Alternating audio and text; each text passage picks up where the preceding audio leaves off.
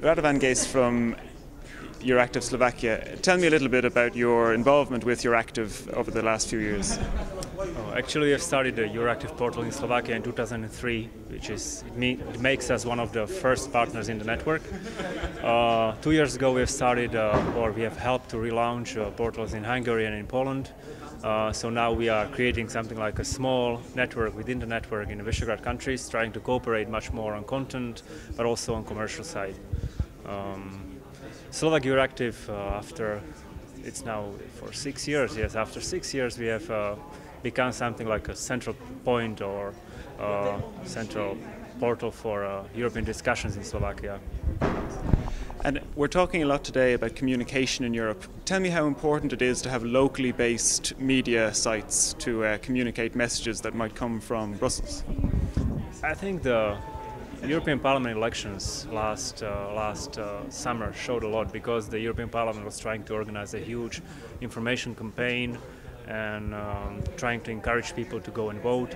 Actually, I think that people wouldn't vote in elections just because they know a lot about some elected body, or just because they like it, or just because they would go and vote if they feel that they can change something.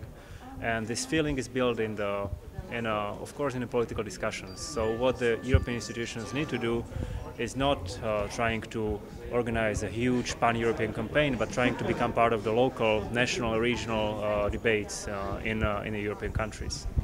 And finally, looking towards 2010 and a new commission, what are the biggest issues for Slovakian readers, your audience?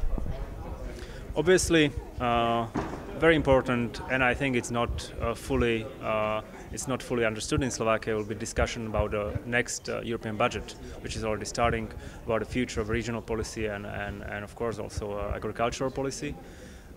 Then of course the shape of the European climate policy will be quite important for Slovakia, because many of our industries will be affected by it somehow, and also the level of, or the future of let's call it a Lisbon policy, trying to make Europe innovative, competitive economic bloc, which is, again, like Slovakia is one of the last countries in many lists of innovation capacities and so on.